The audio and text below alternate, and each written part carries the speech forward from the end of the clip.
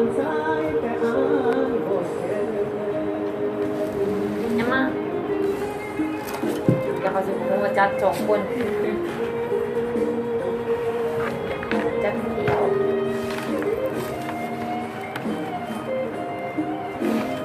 ก็ขึ้นมามุดติดประสบการที่ทำ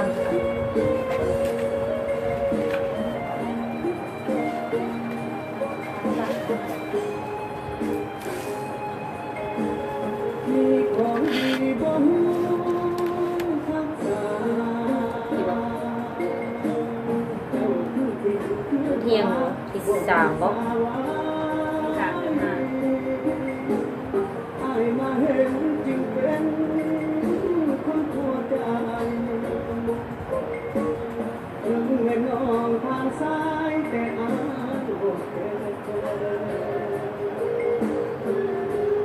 มันบ่เจือนคือดับฟังเสียงมันบ่เพคือดังกันแท้ไอ้สิอาทักแท้ใส่ให้เธอ โอ้หลายคนไปเลยเบิ่งเอาสิอ่านนี่นี่เหรอเช็คกันจะดังก็บอกไปนะมันเป็นอะไรมืดมาทางนี้แจ้งกว่าเห็นเจ้าเอง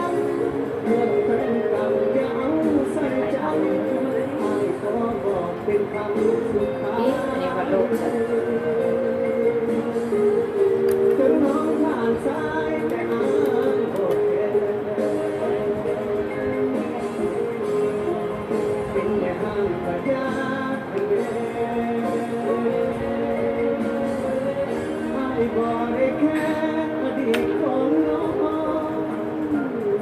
เปลี่ยนเพลงเลยบอก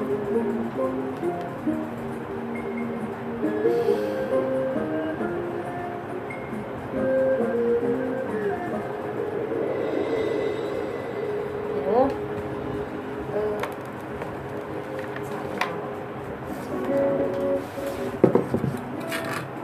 ขาจะเย็นหนูยังมาได้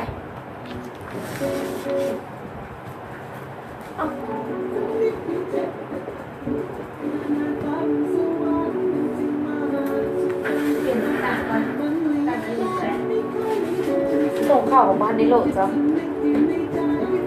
ส่งข่าวบ้านดิโลจ้ะแบบติดเน็ตไปไฟแล้วมันเลยได้สิ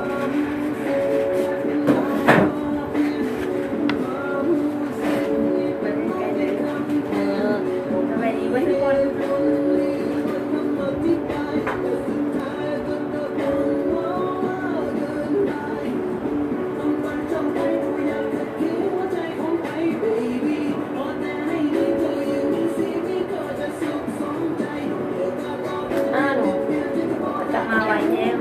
โหลดเป็นตัวนี้ก่อนรถเชยมือถือวันนี้คือ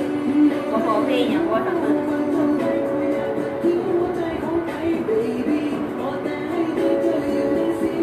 เอาสลัดลบโหลดเลยยังหนาหนึ่งวันได้โหลดเปิดไฟฟ้าได้โหลดมาไว้ค่าไหลมือวันนี้คืนเนี่ยมีอยู่จริงมันจะไม่ได้เปลี่ยนหรอกเปลี่ยนมัน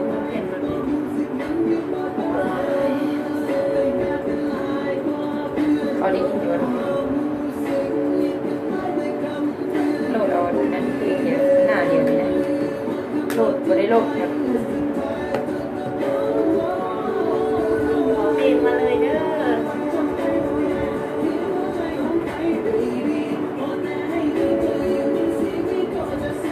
หน้าหนึ่งตัวเรื่องบริโลดตัวหน้าเป็นเจ้า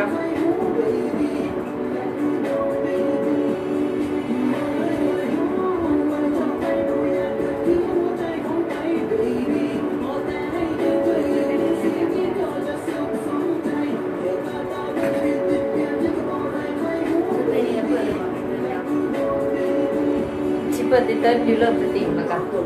เอาซับเลยบอกเลยเอาซับเลยบอกเอาเพลงเอาซับเลยเป็นรายการของเพลงนี้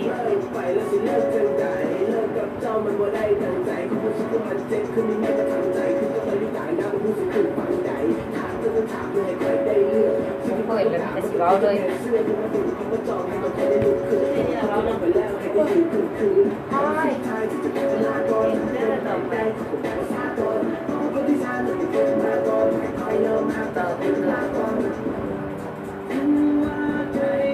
ขอเพลงพ่อออก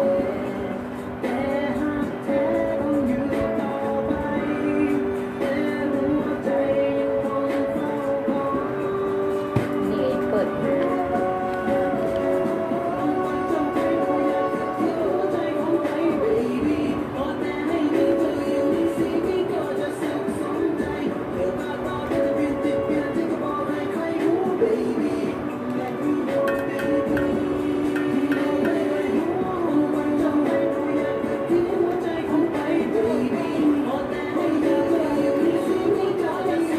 อันนี้อยากว่าเพลงกับโค้ง ยัง โอ้เมื่อยเป็นเพลงคนนี้เด็กจะเดียวว่าเขาโค้งได้ แม่ไม่ได้เข้าไปแล้วนะนี่ปิดเดียว มันฟังยากเพลงอันนี้นะมันฟังยากคนโค้งมากฟังทำใจดีเจทำใจดีเจว่า การ เพ ใน ลง ดีๆนี่พวกขังแท้ มูจะเอาเพลงยังให้เลยนะ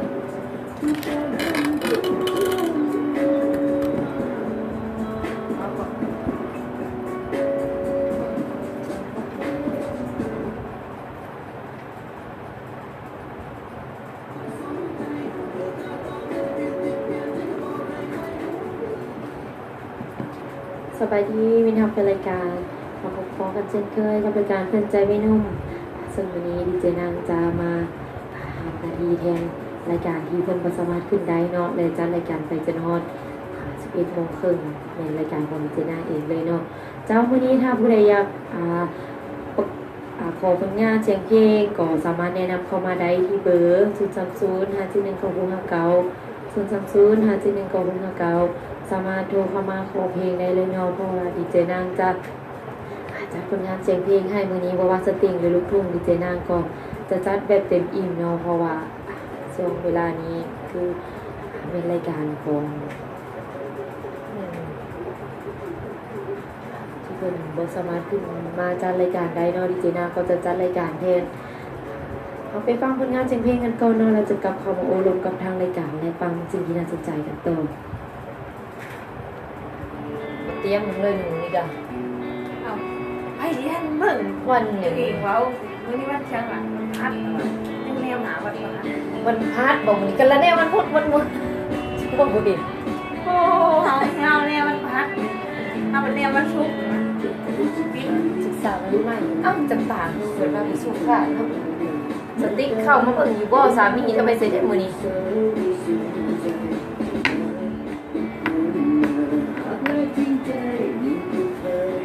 โทรศัพท์บ่ได้เปิดบ่คือโทรศัพท์นี่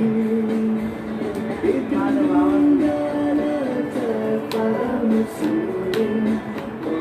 สบายดีเสี่ยวบ่เห็นหน้าเห็นตาดนนะเสี่ยเนาะเป็นในช่วงนี้สบายดีอยู่บ่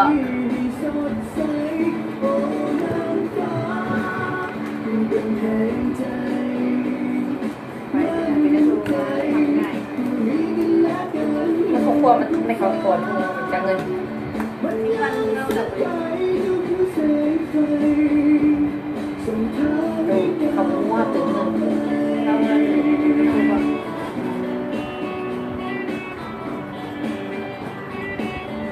เดี๋ยวคอแห้งเว้ย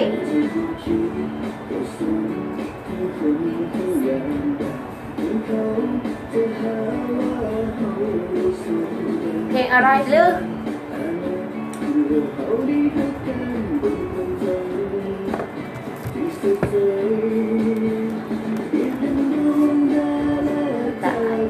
มีคนย้องคิ้วนี่คือเปิดเปลี่ยนนะย้องคิ้วอยู่ในแต่ละมือเลย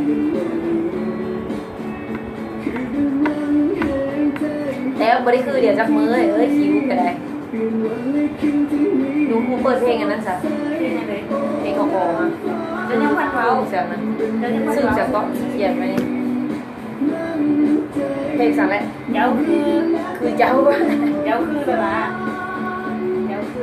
จากอยากทำหมอน้อยหมอเป็นคนพิเศษนะ อยากถ้าหมอน้อยว่าแต่ แล้วก็พี่เคยไปโดนคุยด้วย ยอมจังละยอมเป็นแฟนเก่าเชิญไว้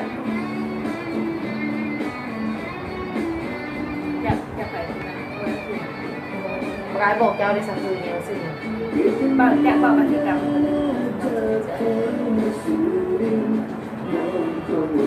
สบายดีไหมห้องเนาะ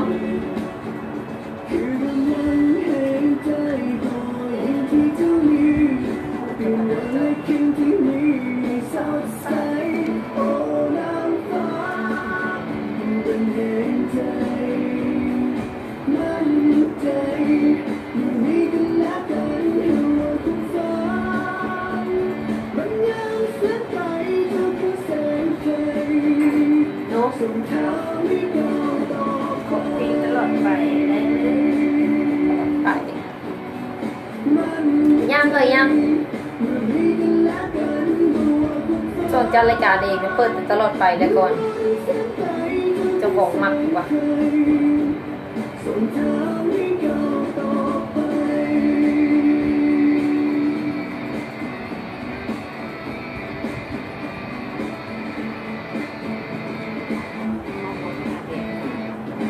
ตาก็ยังแดงนี่เจ็บตาเลยเป็นตุ่มใช่ในตานี่ฮ้อนมื้อนี้หันฮ้อนอากายก็ได้เพราะมันฝนตกอยู่ให้เบารักษาเนาะโอเคเบารักษาได้เรื่องนะ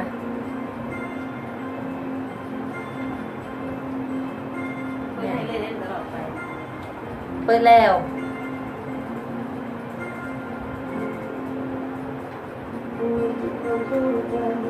ได้ยินว่าเปิดตัว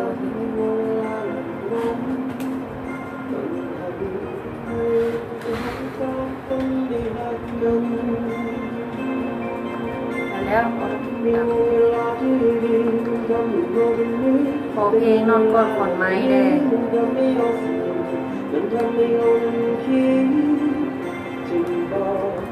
ลิงรุ่นนี้เลยที่ทรงความขอเพลงโมเมนต์ของตายแดง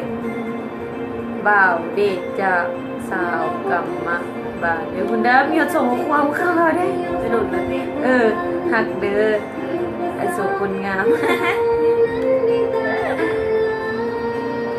ไปมากก็พวกเป็นกลุ่มหัวดีเลยหมดแล้วเขาเขียนเป็นอย่างมาแล้วมันถูกขึ้นดึงมาซะ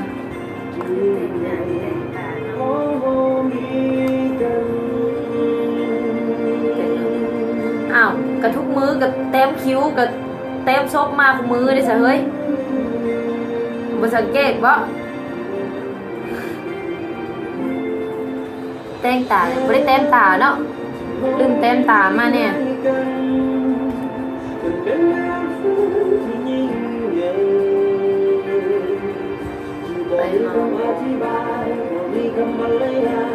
ไปทุกมื้อเขาบ่ได้เมางดเบียร์แล้วทาวอนบ่ได้กินเบียร์แล้ว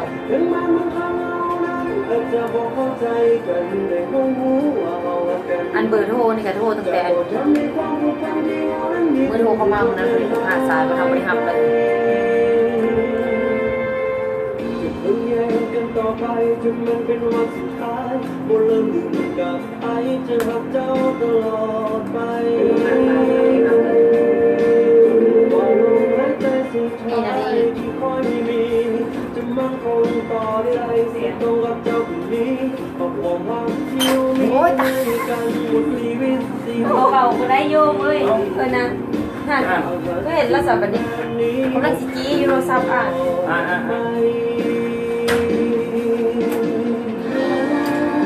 คนดำมาแล้ว มันดับ หลั มั ง นดับ คนดำ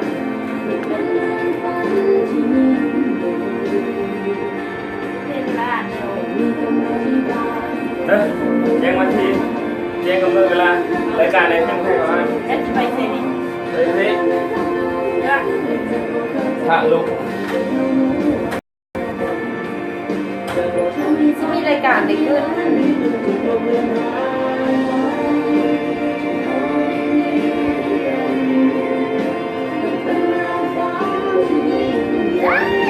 ตาไวเถอะวะ บ้า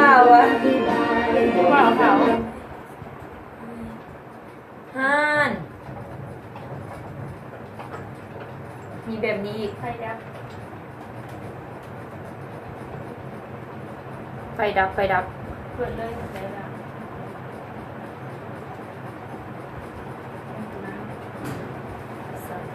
ขอเพลงเนี่ยหาน้อยค่อยหักกับคนธรรมดา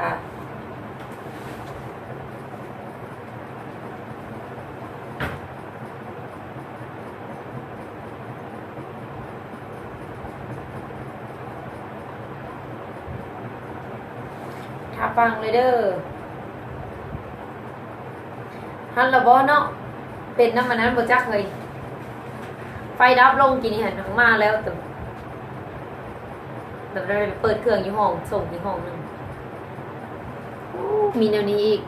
เป็นน้ำข้นคอบ่นี่เนาะ เลยล่ะ เนาะ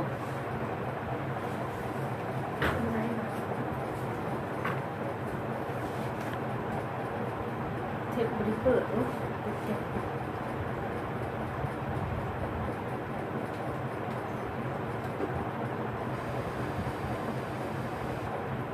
ไอโทนนี่มานี่มีแต่เรื่องแต่ดูมา เปิดเลยเปิดแล้วไฟดับมันดับบ่คอมนี่ก็เด็ดสมอลเลยนำเลยคอมก็ได้ ไฟดับกี่เนี่ย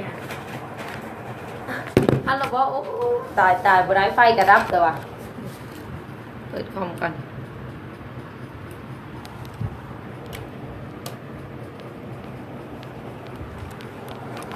ไฟก็ดับโอ้คักๆทวงผู้บ่าวเลยเนาะทวงหน่อยเดียวนึง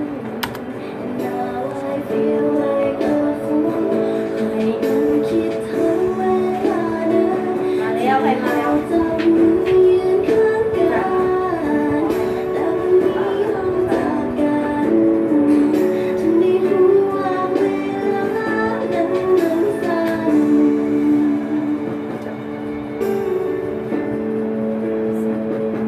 หมอไม่ไผเป็นพิเศษบ่เนาะสองเพลงนี่เนาะเดี๋ยวเราบ่ได้ฟังที่สามได้ฟังมาแล้วได้แล้วนับแบบเดียว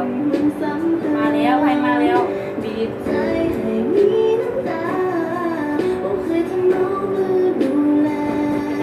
แค่รายการของพี่ทหารน้อยคอยหักเลยจ้าตอนนี้ โน้พี่โน้ตเด้อ ไป เฮ็ดเวียกนี่ฟังนำอยู่ติเฮ้ยฟังนำได้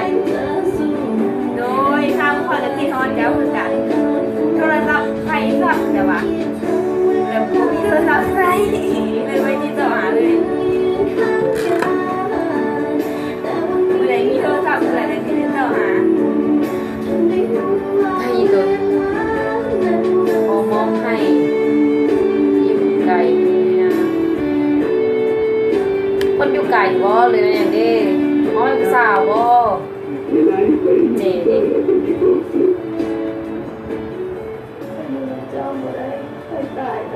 ใจเบอร์เก่าแต่ว่าครับไม่หรอก เด็กสตอบอยู่นะ โดยที่เธอให้เองโอ้มีเวลาน้องมาลินนำเดี๋ยวเลยกินอีกประเทศบุญ มอง หา หาย ที่ คน บอ อก ยู่ไกลนี่ ทิศหลังกินอีกเห็นบุญหายบอก ถ้าฟังเด้อเสียนนั้นให้ คำหวาน ไปสิ แล้วที่เปิดให้เลิกคำหวานนะผมมองให้ไผ่ก็คำหวาน สำหรับสุรินทร์บ้าง ครับรายการเรียกเวลา ค่อยเก็บเรียกแล้ว เห็นยุดเลยนะเห็นเรียกนะ ให้เสร็จ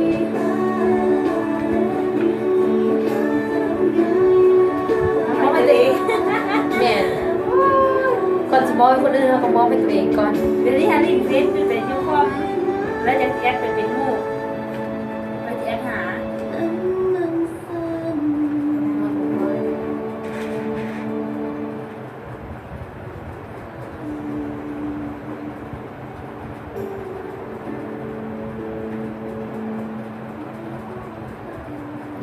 เจ้าที่บ้านไปนั้นจะเป็นโรงงานเสียงเพลงที่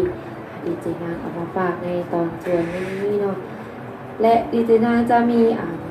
แจ้งการเนาะเกี่ยวกับการแข่งขันกีฬาตึกป่าจะมาอ่านให้มีทักเป็นรายการเขาได้ฟังบ่ว่าอยู่ไกลหรือว่าอยู่ไกลที่อยากมาร่วมการแข่งขันกีฬาในครั้งนี้หรือว่ามารับชมก็สามารถมาได้เนาะการแข่งขันกีฬาตึกป่าที่ทะลังประจำปี 2018 จุดประสงค์ของการจัดการแข่งขันแม่น 1. เพื่อเฉลิมฉลองวันกรรมกรสากลและปีการท่องเที่ยวลาว 2018 2. เพื่อสร้างความสัมพันธ์อันดีระหว่างนักกีฬาตึกป่าได้แลกเปลี่ยนความรู้ความสามารถของนักกีฬาตึกป่าผู้มีประสบการณ์ 3. เพื่อเผยแพร่กฎกติกากีฬาตึกป่าในเชิงอนุรักษ์เป้าหมายนักกีฬาตึกป่าทั่วไปที่มีความสนใจอยากจะเข้าร่วมอุปกรณ์ที่ใช้ในการแข่งขันมีอุปกรณ์ที่ใช้ในการตึกป่าเท่านั้นเช่นคันเบ็ดล้อพร้อมสายเหยื่อปลอมที่มีมักเบ็ดเหือจับอื่นๆที่เกี่ยวกับการตึกป่าแบบอนุรักษ์เท่านั้นวันเวลาและในการจัดการแข่งขันการแข่งขันจะจัดขึ้นในวันที่ 5 เดือน 5 2018 เวลา 7 โมงเช้าหา 16 โมงแรงค่าลงทะเบียนทีมละล้าน2แสนกีบ1ทีมมี2คนซึ่งจะได้รับตามรายการดังต่อไปนี้ 1. บ้านพัก1คืน 2. อาหารพร้อมน้ำดื่ม3ครับ 3. เรือน้ำและคนขับเรือกติกาในการแข่งขันนักกีฬาที่จะเข้าร่วมต้องลงทะเบียนในวันที่ 4 เดือน 5 เวลา 9 โมงหา 18 โมงนักกีฬาจะต้องรายงานตั๋วแข่งขันในวันที่ 5 เดือน 5 2018 เวลา 6 โมงหา 6 โมง 50เริ่มทำการแข่งขันวันที่ 5 เดือน 5 เวลา 7 โมงเช้าหา 16 โมงแรงประกาศผลการแข่งขันวันที่ 5 เดือน 5 เวลา 16 โมงแรงนักกีฬาทุกคนต้องใส่เสื้อชูชีพ1ทีมมี2คนใส่เรือ1ลำเรือที่ใช้ในการแข่งขันเป็นเรือหางยาวของชาวบ้านที่ทางกรรมการจัดหาให้เท่านั้นเวลา 16 โมงนักกีฬาทุกคนต้องเข้าฝั่งและนำป่าที่ใดมาสั่งน้ำหนักเพื่อหาผู้ชนะถ้าเข้ามาหลังเวลาดังกล่าวถือว่าสารสิทธิ์ผู้ชนะที่1คือน้ำหนักป่าสูตร2โตที่ได้มาสั่งได้น้ำหนักหลายที่สุดเป็นผู้ชนะผู้ชนะที่2และ3คือน้ำหนักป่าสูตร2โตที่ได้มาสั่งน้ำหนักลดลงมาตามลำดับเอาน้ำหนักป่าที่บ่แม่นป่าสูตร1โตที่มีน้ำหนักหลายที่สุดรางวัลพิเศษแม่นจะได้จกสลากรายชื่อนักกีฬาที่เข้าร่วมแข่งขันและเป็นผู้ที่บ่ได้รับรางวัลใดๆก่อนนี้รางวัลที่1ขันพร้อมเงินรางวัล1ล้านกีบรางวัลที่2ขันพร้อมเงินรางวัล500,000กีบรางวัลที่3ขันพร้อมเงินรางวัล300,000กีบรางวัลป่าแป้เงินรางวัล300,000กีบรางวัลพิเศษเงินรางวัล300,000กีบเพื่อที่ใช้ในการแข่งขันนำเรือของชาวบ้านดอนเจริญคุ้มทาลั่งและบ้านใกล้เคียงผลคาดว่าจะมีผู้สนใจเข้าร่วมการแข่งขันบ่น้อยกว่า30คนและมีผู้ติดตามมาชมการแข่งขันรวมแล้วบ่น้อยกว่า80คนมีเงินหมุนเวียนในระหว่างการแข่งขันบ่น้อยกว่า30ล้านกีบเจ้านี่ก็เป็นรายละเอียดของการแข่งขันกีฬาตึกป่าที่ทะลังประจำปี 2018 นี้เนาะที่ใกล้จะมาฮอดก็คือวันเสาร์นี้เพิ่นให้ลงทะเบียนได้ตั้งแต่วันที่4เนาะเวลา 9 โมงหา 16 โมง 18 โมงแรงเนาะหรือว่า 6 โมงแรงที่เราสามารถไปลงทะเบียนได้ทีม1มี2คนค่ะลงทะเบียนเป็น1ล้าน2แสนกีบเนาะในนั้นก็จะมีค่ามีบรรพักให้ 1 คืนเนาะอาหารพร้อมน้ำดื่ม3ครับเรือน้ำกินและคนขับเรือเนาะซึ่งก็จะมีหลายๆอย่างเนาะไว้ให้ เป็นความสะดวกเนาะในการแข่งขันในครั้งนี้ถ้าท่านใดสนใจ หรือว่าอยากมาเที่ยวมาชมก็สามารถมาชมได้ในวันที่ 5 เดือน 5 ปี 2018 นี้เนาะเจ้ามาไปฟังผลงานเสียงเพลงกันก่อนซึ่งมีทางเป็นรายการเฮาขอเข้ามาเนาะเพลงเจ้าคือจากท่านหมอน้อยมองเป็นคนพิเศษว่าซั่นเนาะจากเป็นคนพิเศษเพิ่นนั้นใดก็หวังว่า คนที่เป็นขอเพลงให้นี้จะยังท่าฟังรายการของดีเจนางอยู่เนาะเจ้ามาไปฟังผลงานเสียงเพลงที่ดีท่านหมอน้อยเป็นขอกันเข้ามาเลยเนาะ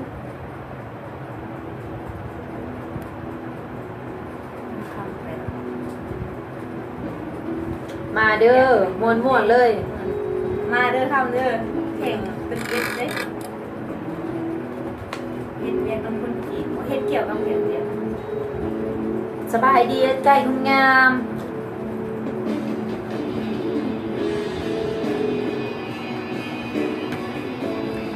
สีจันทร์โอ้ย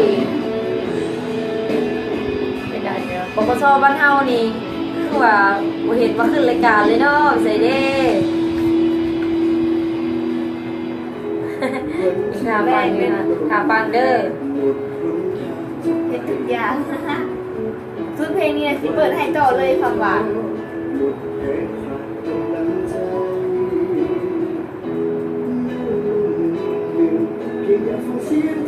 98ที่สุดเลยคนทำไรครับแบบ ให้อันโอ้มาโทษเก่งมาโทษเฮ็ดเว็บกันเอาฟังออนไลน์ทางนั้น เอาเข้าใจทุกอย่างที่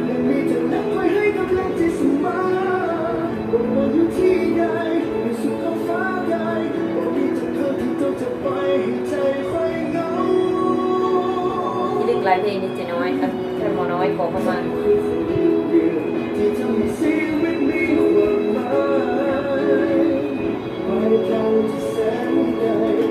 ม่วนอยู่เนาะ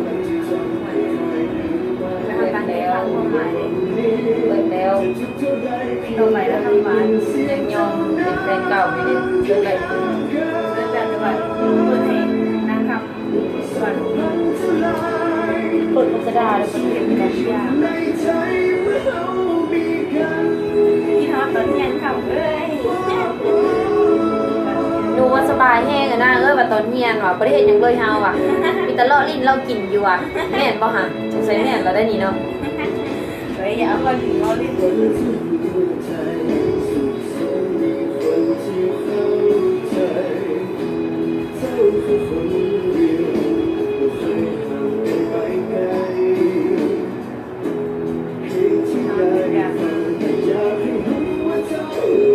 ลำบากเลยเราอยู่ไหน มีหัวผักเดียวอันนี้แม่นนะ จะขายเดียวแม่อยู่เดียว ได้ว่าแล้วนะแม่นแท้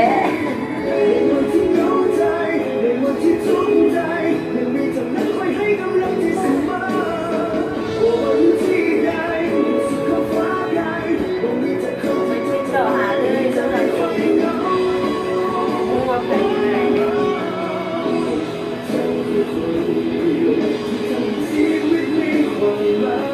ตอนเรียนราคาที่เนี้ยมันจะมาเขาจะไปเที่ยมันเป็นทำน แม่ อน ง แหละตอนเฮียนมันบ่คือเฮ็ดเวียกได้เฮ็ดเวียกมันอยากต่างแล้วได้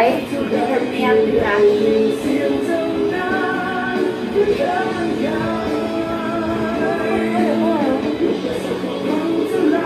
บ่ค่อนเขียนอย่างมัน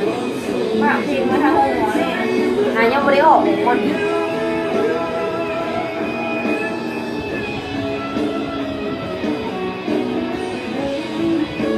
เรื่องการเราไปช่วย ไหวเลย พอบรรยากาศเก่าๆน้ำ มาย้อนหลังอยู่ในกายก็ได้ ท้ออะไร บรรยากาศ คือ เก่า เรา ๆนะ เรียนแล้วไปอาจารย์ผมไม่เอาเลยดีใจเลย นี่อาจารย์ฟังไว้เด้อลูกศิษย์เจ้านี่ เ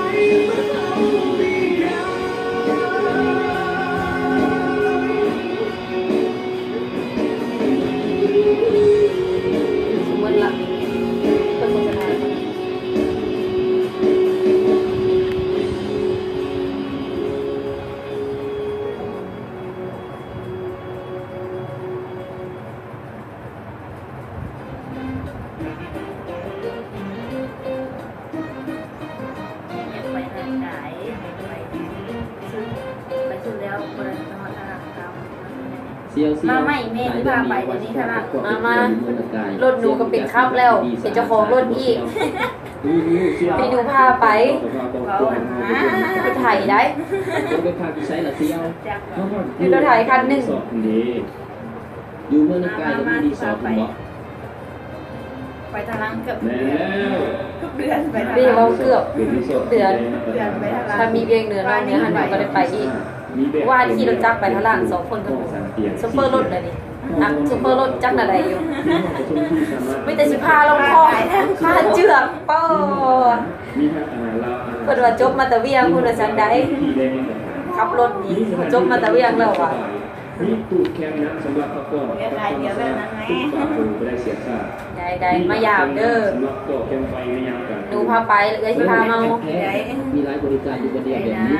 สันตูบุญเรือที่ต่อทางรีสอร์ท พอยังหยิบตัวอย่างเจ้า ที่ ที่ นี่ ข้า ก็ วของ ที่ หา ภาพ กัน ดีแบบนี้โทรเลยที่เบอร์02055581511ย้ำ020 พลาดแต่ไปอยากไปมีโอกาสได้ไปเลย มีแต่พลาดอยู่ในกายฮะ เป็นแบบไฟแดงเยอะไฟแดง ดีแต่ไฟแดงบ่มีอยู่นี่คันซันนี่ยังได้หลายใบเป็นตำรวจเป่านี่ บ้านอุดมสุขขอบใจเด้อเซียวเอาสิเป่าเพื่อจอของกระปุกก่อน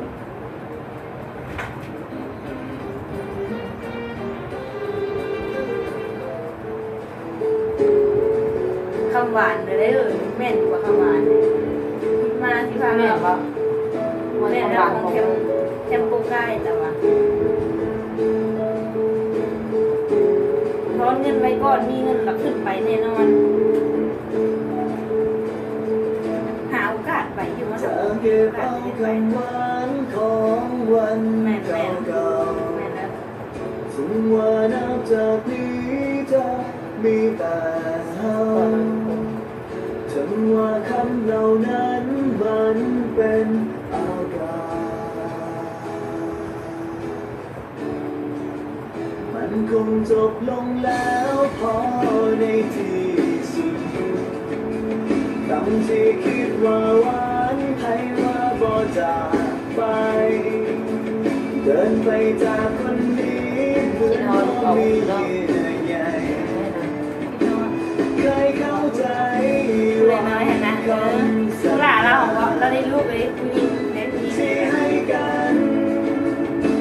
ที่ให้ หลายว่าเขาเลิกหลายแล้วมัน บอกเพียง เอา พวกเราเอานี่ละผู้เก่าคนดี ผู้น้อยว่ากันผู้น้อยฮะเราแต่ว่านักแต่ว่า ลืมสัญญาจากไปแล้วก็รักบ่มีความหมายใดๆทุก ก็มีหลายแต่วันนี้นะเพราะฉะนั้นเราเอาเสื้อนี้มาเห็นไว้ทาวรเลยเขาใส่ในเวลาเขาเอาขึ้นมาเก่าแล้วอกแกเอามาก็ใส่เก่าตรงเติมก้อนเดียวเราเปิด ผู้วางเงินเก่งกับผู้ที่สองดูดิฮะเพิ่งพอมาถามขอเพลงหนึ่งถามทายขึ้นรายการแล้วก็ถามว่าคุณครูมาขอเพลงตลอด หนูเนาะแม่กลัวไม่ใหม่ซื้อนี่นะเพราะว่ามันได้ใส่มันถาวรแล้วมันก็แก้ออกมาก็ใส่มาให้อีกนะเอาแบบนี้เอาไป แต่ก็รับรู้นี่ เจ้าก็ไปกับเขามันคงดีกว่า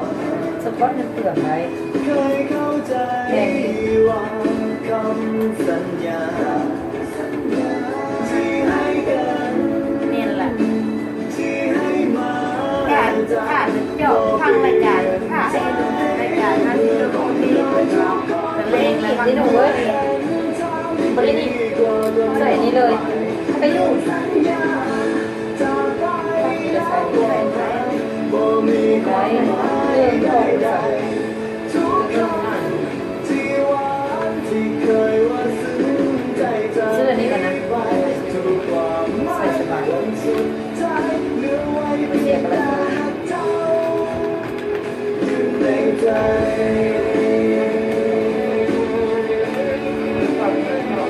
พ่อแม่สบายเป็นทุกคนที่ทำ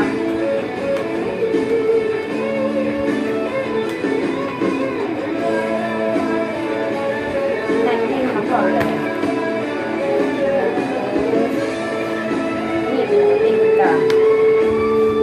เมื่อคนเราทุกคนเมื่อเห็นทางที่ดีกว่าเดินต่อไปลืม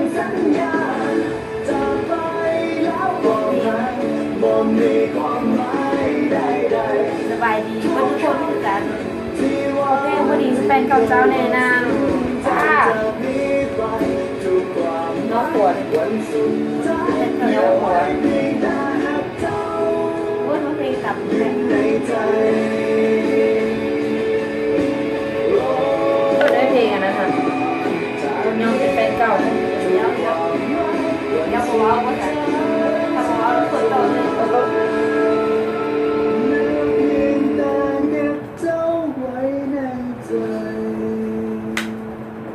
มันใส่ในใดไวลิงใส่พี่ละมุดมาเลยบ่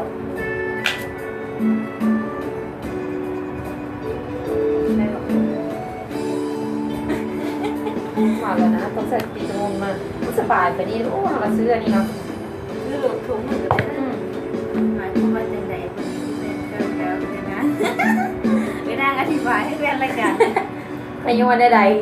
ไปน้ำเขาสาลา ๆบริแฟนเก่า ป่าเอา สาวคนสงสถานีอธิบายมึงดู แค่คนเก่า ยังงงอยู่เลยนางนี่กระได พอดีเป็นกับเจ้า หนูตี้เคยมีแฟนเก่าไอ้นางเคยมีแฟนเก่าโอ้โหได้ ก็เสือเด้อ เลือกลาอย่าให้อนาคตยาว เคยมีแฟนเก่าเหรอโอ้โหอธิบายได้คุณเบา เจ้าลาไปแต่อายมันมีก็พออั นนี้เหรอ ก็เลยต้องเดินใจยอม แต่เฉพาะ ถึงสิทธิ์ของเจ้า พี่แม่ อ่านบนละเซตนะก็ได้ เจ้าเลยลา เดี๋ยวให้ดูอธิบายให้พอดีเป็นเก่าเจ้า ได้ฟังแล้วขอบใจเด้อไปว่าเรียนก่อนเจ้าขอบใจคือกันมือแล้วมาพังไม่เด้อ11 โมงรายการค่อยละ5 โมงกับแรง เขาไม่ได้ไลฟ์สดจ ค ริ น ง ไม่ได้ไลฟ์สดซ้ำ เขาไม่มีคุณลง ค่อยมีโทรศัพท์ เล่ยังมือกินข้าววะ ยอมให้เจ้ามีเขายอมเป็นแฟ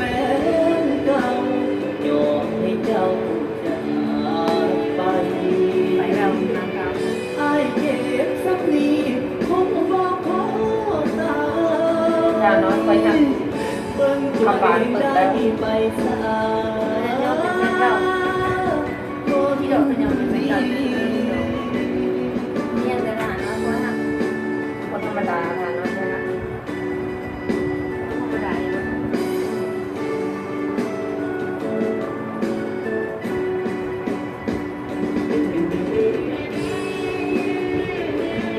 เขาออกปลาเฮาเลยหนูเอ้ย จะเลี้ยง20,000 คน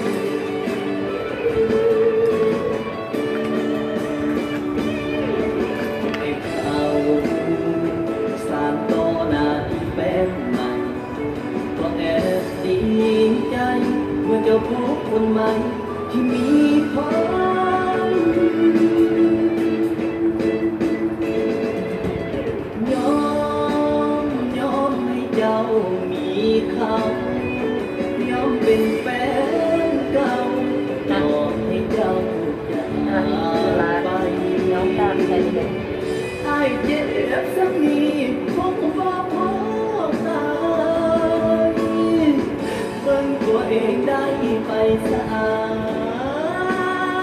ดคนดีจงมีความสุขกับเขาไปได้เด้อ แฟนแล้วอ๋อ ให้สมกับมาเลือก โน้ เรา ตแล้วล่ะ ที่ สองคนนี้แหละ ถามเคยแล้วมันมี2 คน ยังบ่มี ให้เขาบ่ฮักเจ้าอีหลี สนใจติดต่อ0 แฟนเก่า 5 7 1 6 5 9 เสมอก็เกินมือได้เขาบ่ฮักเจ้าอีหลีแฟนเก่าผู้นี้ เดี๋ยว ยังขาดคนดีอยู่เด้อ ตามเลยนะ บ่สิโตไปลิ้นไว้หวานยังบ่เห็นบอกกันบ่ลมนะสิโตดอก ว่าวันนี้ เบา ได้ไปสะอาด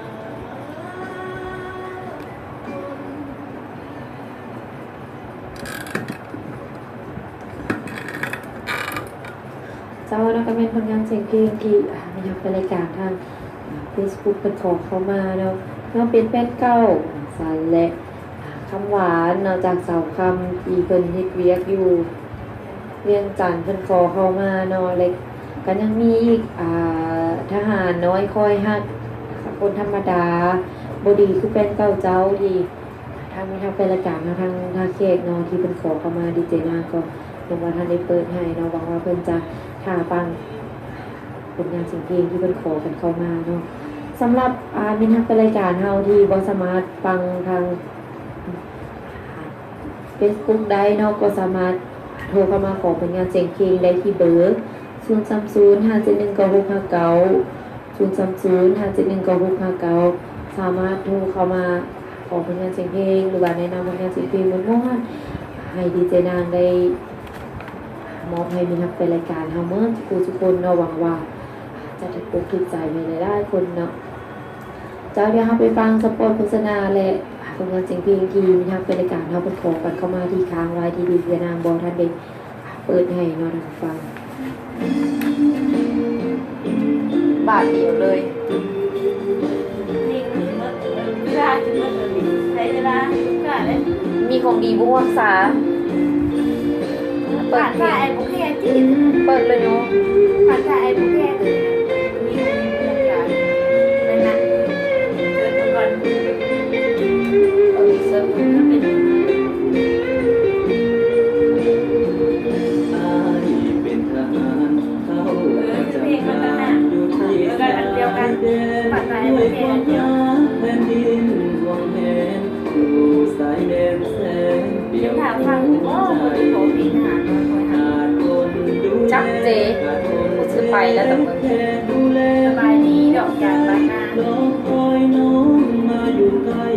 ดูแลหัวใจทหารน้อยคนจน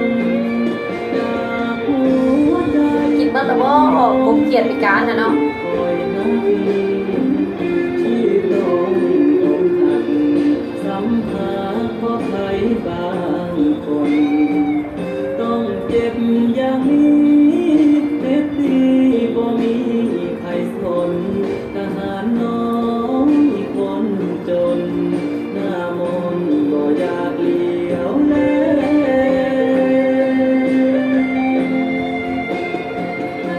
ลำบากเพียงใดเกิดเป็นผู้สาวสายทาสทหาร หมด ด้วยศักดิ์ศรีอุดมการณ์ขอฮับใส่ศาสตร์สิ้นลมหายใจ เดี๋ยวถามฟังเด้อ จะฟังบ่โอ้แต่เดี๋ยวว่าฟังเมื่อสะดอก ขอเป็นตัวแทนทหารน้อยใหญ่โปรด ขอบใจทุกการขอบใจที่ติดตาม ใจเดือนที่ประกอบผลงานเสียงเพลง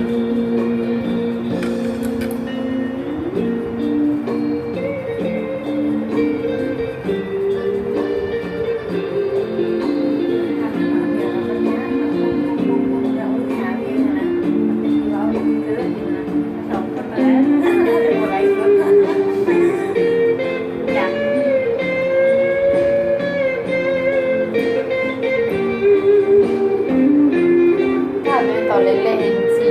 5 6 โมงผู้ดีเขาจะไปนั่นไปนี่กีฬาแต่บ่มีคนเข้าสนามคือเฮาอยู่แถวน้องเขาได้ทำมันเงินเลยนะเราได้ฟัง สัมหาเพราะใครบางคนต้องเจ็บ นอกจากบ้านหน้ามันนี่บ่ขอเพลงเนาะถามกินก็หมดแล้วบ่ก็บ่ปากอีกบ่ตอบอีกเนาะ หน้ามนต์ก็อยากเลี้ยวแล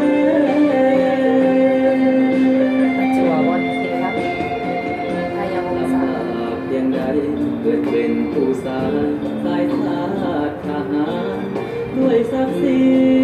อุดมการณ์ขอฮับใส่ศาสตร์สิ้นลมหายใจเมื่อยกายบ่ ก้มหน้ามาเดียวเลย ขอเพียงมีน้องสั่งไว้ขอเป็นตัวแทนทหารน้อยใหญ่โปรดจงเห็นใจทหารน้อย ค้างเงินเขาก็ได้เงินมันยังมี 60,000 คน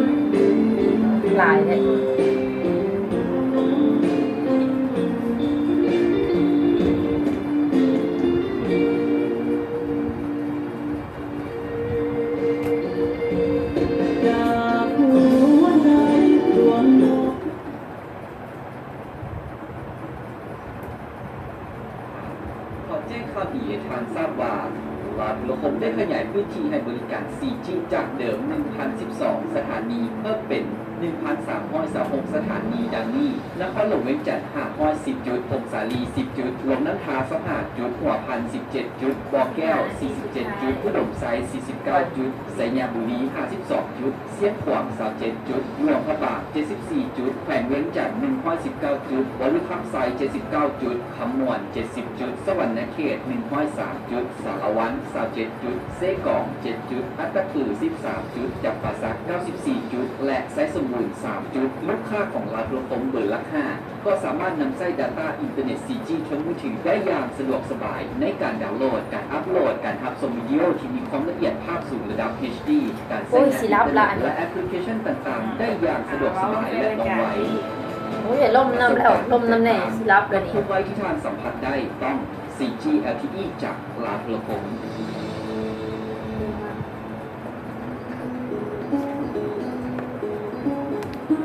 มาใส่ถุงธรรมดา เอ๊ะหมอเจมไพศาลธรรมนี40พันเนาะ อาที่ เป ก็ ลี่ มี ยนน้ำเดียว ซ้ำนี้แหละพ่อกับแม่ให้เป็นเสาหน้าบ่ได้จากปากกาเจ้าได้ขาได้ใจสั้นหมอปลายให้บ่จนก็ย้อนว่างงให้มันบานปลายมีแต่ไปวิ่งวายนอนเฝ้าหน้ามุงโอให้อยากไปขอไปขอน้องแต่งงาน อยากให้ฟัง ข้าดองหลาย สบายดีสาวดีสบายดีค่ะหมอตุ้ย ไอ้ก็มีซ้ำที่เจ้าเห็นไอ้ก็เป็นคนธรรมดาบ่มีโตอยู่ตา พี่ไว้เถอะน้องการจะสิจำเนาะนักมองเบาทองดำโอเคพี่ไว้เถอะน้องโอ้ให้ลืมไปเด้เนาะบอกไปลืมเด้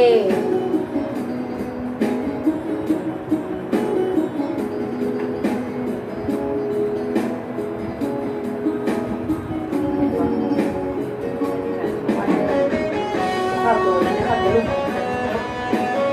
อ๋อหนึ่งค่ะแค่นั้นนะก็ต้องตัดเงินใส่ใส่ตรงนี้ ที่บอกเล่าสูญที่เจ้าดอกคนบ้านนอกได้นำ ถ้าฟังเด้อฟังอีบอกวิทยุอยู่หันกัน ติดเจ้าเขาเฮือนหอก็ได้แต่ขอ สินท่าใส่สินท่าใส่ สิเฮ็ดจังได้ให้เงินบ่พอสิขายหน้ามุงพอก็ยังบ่มีเขากิน ใส่ฟังอีบอกวิทยุอยู่อันโอกาสวันนี้หันสาธาหันเปิดตัวบอกเป็นเมาค้างเดี๋ยวเมื่อคืนนี่เราบอกฟังมันก็จัก คือมีจัดเต็มปัญญา ก็มีซ้ำที่จำเห็นให้ก็เป็นคนธรรมดาบ่มีโตโยตามีแต่ สบายดีปุ้ย จะต่อกับเขาเลย คุณได้มีแต่รถไถให้จนมินให้ตนไอ้คนติดดีให้ก็มีซ้ำที่เจ้าแห่ให้ก็เป็นค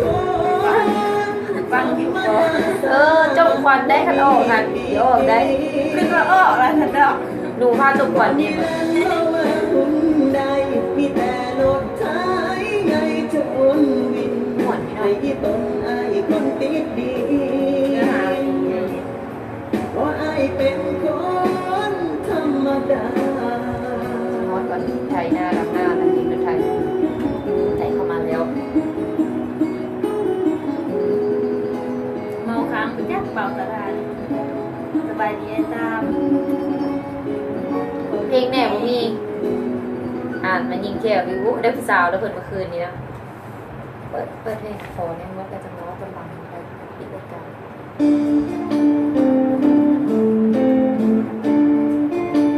คือพายถึงน้อง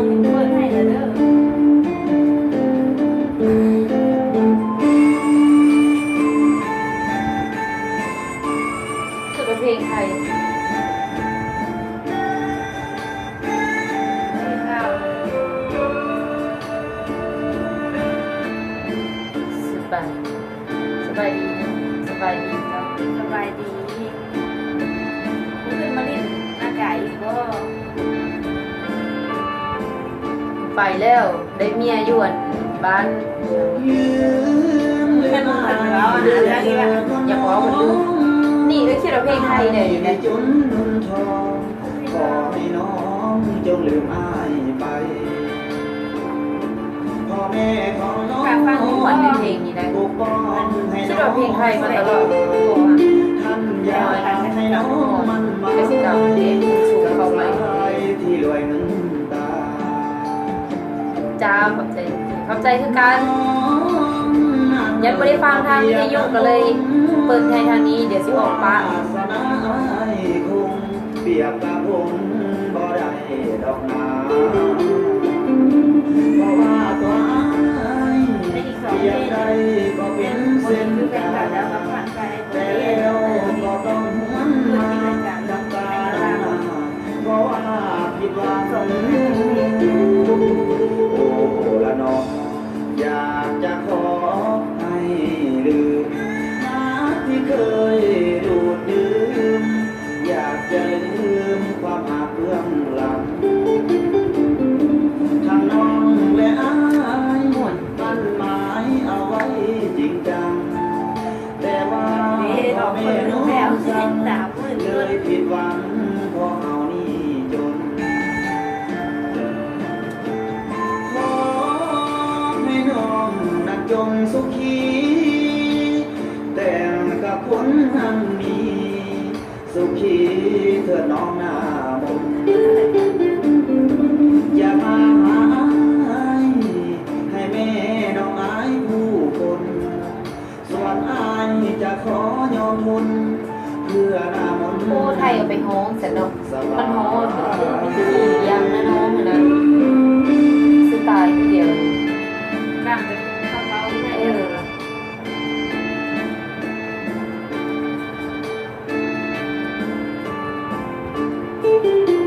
มันมีคนลมนั่นแหละ มีใครทิมเข้ามาคงในลมแล้ว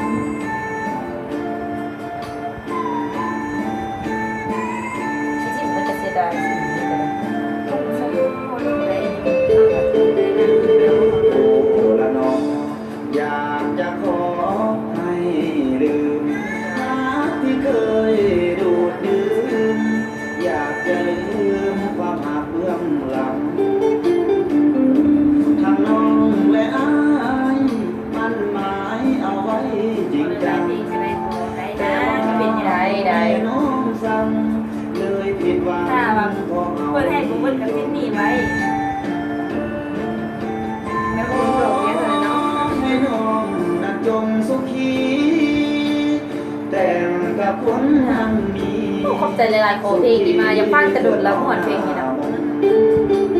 เคยฟังแต่เพลงอันของใครกับเจ้าโมงอันนั้นหอน ให้แม่น้องอายผู้คนส่วนอายจะขอยอมทนเพื่อหน้ามนต์นั้นสุขสบาย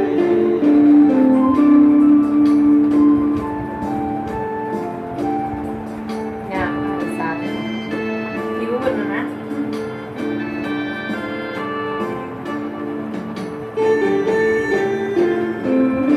สมัยนั้น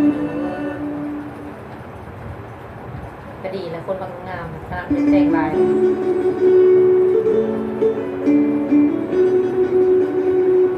เฮ้ยจะหมดเวลาอีกแล้วซอสี่แล้วหมดเพลงนี้จังล่ะชั่วโมงหนึ่งได้ดีได้ยังแป๊บเดียว ชวนขึ้นเดินถ้าผมไม่ไปขึ้นวันนี้วันเลยประมาณคนขอเพลงหลายเขาขอเพลงเป็นบาง ไม่ได้เปิดเองแต่เปิดแต่ของเพลงของกระเป๋านี่นะกระเป๋าเลยมันข้างในกระเป๋าแยกกับข้างตัวเราใส่อยู่ นั่งขาดเนาะ ไอ้ก็เอา ปั๊มมันปั๊มเลย ใจเจ้าคือเขาเด้นาแต่เป็นยา ตีซื้อกระเป๋าเลยไม่ได้ละเอียดแบบนี้นะมีแต่ของก๊อปนะอันนี้ว่า สุบาทยามบ่สงสารแฟนใหม่คืออ้ายบ่ลาพยายาม ไม่ได้ลาเลยเด้อขอเพลงมาเด้อขอกลับบ้านแล้วเด้กลับบ้านแล้ว กลับไป นะ เนี่ย กลับก่อนกลั ฟั บ งเพล ก่อง น คือระงับเลยเนาะ กับคนเมื่อหน้าเขาเบิ่งใหม่เด้อ11 โมงหา11 โมงครึ่ง หัวใจไอ้มันเบิดแข็งบึงฟื้นต่อแล้วล่ะขอโทษที่อายบ่ดีคือแฟนเจ้า นี่เป็นผู้ใดได้หนังผม น้ ดี องบ่ลืมเขา น้องเห็นตา มันเลยหมดมองคบกันก็หวังได้ใจแต่สุดท้ายได้เป็นที่สองน้องให้อายเป็นโตสำรองใจน้องยัง ขอบใจ แต่เขา งานเป็นบางมื้อได้ดีเจกันเลย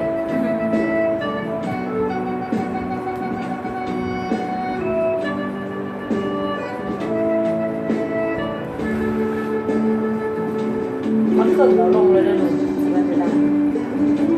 สบายเพลง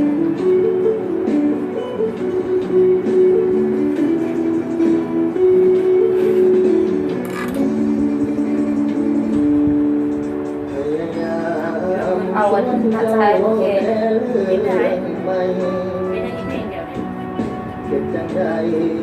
ใจเจ้ามันยังบ่ลืมจนได้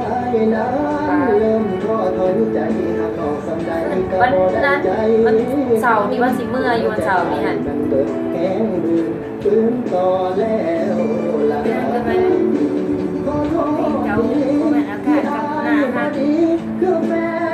นเจ้า ได้เป็นเปิดให้เด้อแต่ว่าที่นี่ไว้ก่อนวันนี้ใกล้จะหมดเวลาแล้ว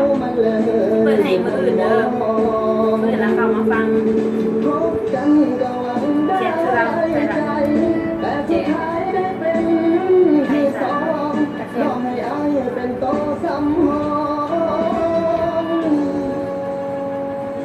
ขอโทษที่อายบ่ดี เจ้า มาวันนี้ก็เป็นช่วงสุดท้ายของรายการเพื่อนใจไว้นุ่มทางคืนกับสเปซจุดศูนย์ของเขากันแล้วนะครับเจ้าดิจินาก็เปิดให้เลยล่ะเป็นการเสียงเพลงที่มีนักเป็นรายการห้องแนะนำกันเข้ามาเนาะหวังว่าจะได้อกถูกใจมีนักเป็นรายการทางคืนสถานีวิทยุเฮานำเนาะเจ้าทางรายการเฮาก็พบเข้าใจผู้อุปถัมภ์ใจดีรายการมาตลอดนั่นก็คือเราพลพลของคนลาวเพื่อสังคมลาวและร่างกายรีสอร์ทที่เพิ่นมีห้องพักที่ได้มาตรฐานทานอาหารและคาราโอเกะเนาะไว้บริการลูกค้ามีหลากหลายบริการเนาะแถมเพิ่นยังเป็นกันเองเนาะเจ้ามีนักบริการสามารถติดตามรายการเพื่อใจไว้นุ่งของดีเจนางเวลา 11:00 นถึง 11:30 ทุกๆวันจันทร์ถึงศุกร์ได้เนาะเจ้ามาวันนี้ดีเจนางและทีมงาน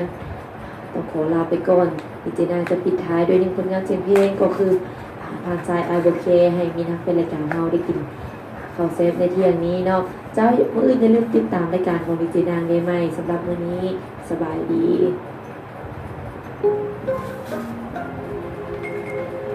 เปิดสินนำโอ้สินนั้นบ่มีแล้วก็บ่ได้เอามาแล้วสิ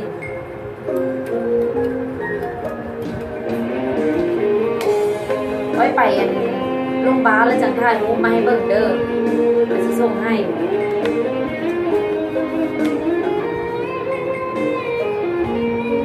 เตรียมทีมแล้วประมาณนี้ อีเสี่ยวดองมึงเข้ามาสาแท้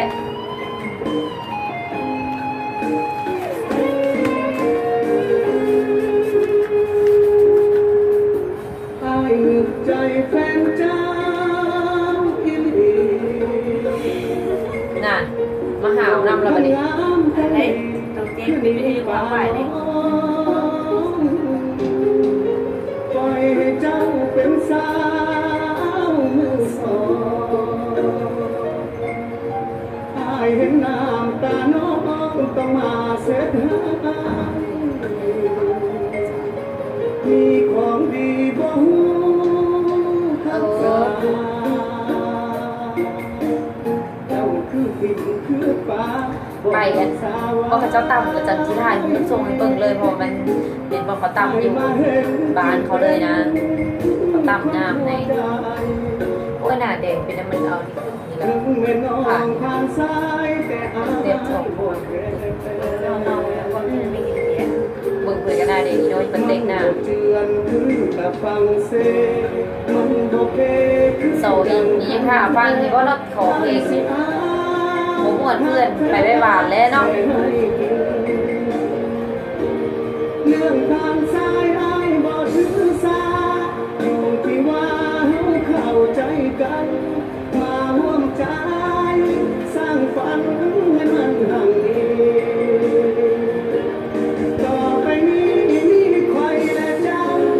เรื่องแฟนเก่าอย่าเอาใส่ใจอายขอบอกเป็นคำสุดท้ายถึงน้องผ่านซ้ายแต่อายบอกแค่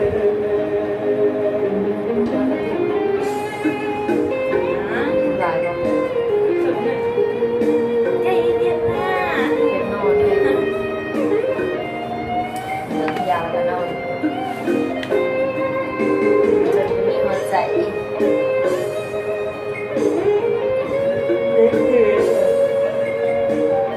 ป็นเจ้า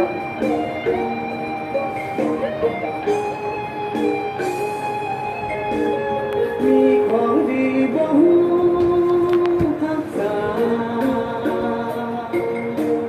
เจ้าคือกิ่งคือป่าบ่รักษาไว้อายมาเห็นจึงเป็นคนทั่วใจถึงแม่น้องผ่านซ้ายแต่อายบ่เคย มันบ่เจือนคือกับฟังเสมันบ่เพคือดังคันแท้อายสิอาหักแท้แส่ให้กิน ปะวิญญา เรื่อง มา ทาง บอก ซ้ายอายบ่ถือ สิเขียนปริญญาก็บอกปะวิน ว่าเฮาเข้าใจ ไม่ชิโน่ก็ไปจักสามในหนึ่งในห้า สร้างฝั ฝากไปนะคะระวัง ต่อไปนี้มีใครและเจ้า ยังไหวเรา เรื่องแฟนเก่าอย่าเอาใส่ใจ 2,000 คนเข้ามาช้าแท้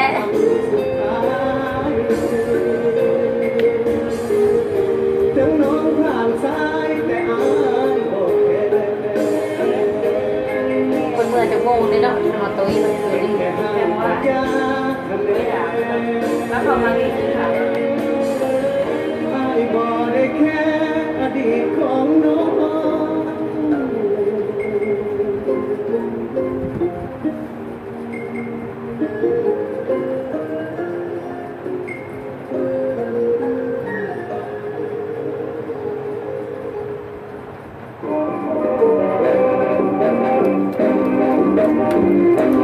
กินแต่เด้อล่าได้เนาะ ท่านผู้ฟังที่เคารพการกระจายเสียงทางคลื่น FM 98เมกะเฮิรตซ์สำหรับการกระจายเสียงในภาคเศร้าขอจบไว้เพียงเท่านี้ก่อน แล้ว ซึ่งท่านติดตามรับฟังได้ใหม่ในภาคบ่ายสบายดี หมดเวลาแล้วเป็นไรไม่น่าสบายดี